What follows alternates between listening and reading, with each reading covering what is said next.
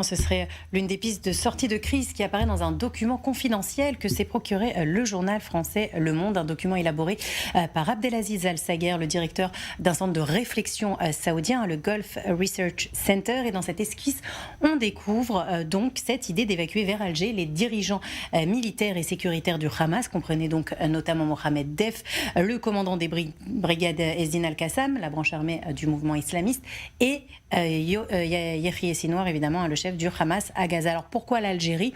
Eh bien apparemment le pays serait cité comme possible destination d'exil pour ses leaders terroristes en raison de ses bonnes relations avec le Qatar et l'Iran et de sa capacité sécuritaire qui lui permettrait de contrôler les activités de ces leaders terroristes. Une solution qui fait forcément penser à l'évacuation en 1982 de Yasser Arafat, l'ancien leader de l'Organisation de libération de la Palestine, et de 10 000 fédayines depuis Beyrouth en Tunisie.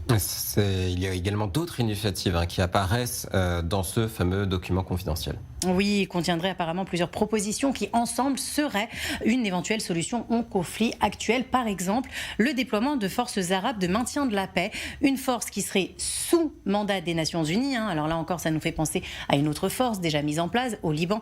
Cette fois, ce serait une sorte de FINUL interarabe.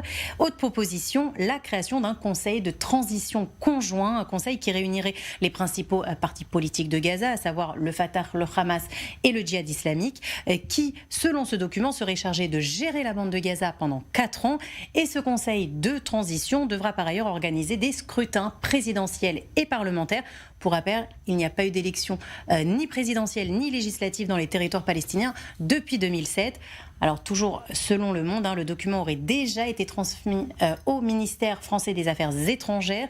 Il n'est pas précisé s'il a été approuvé au préalable par le pouvoir saoudien, mais de nombreux indices laissent penser tout de même que le ministère saoudien des Affaires étrangères n'est pas étranger à cette démarche, notamment le fait qu'il était déjà transmis au Quai d'Orsay. Et puis contacté par nos confrères également, l'ambassadeur d'Algérie à Paris n'a pas souhaité émettre de commentaires sur le sujet.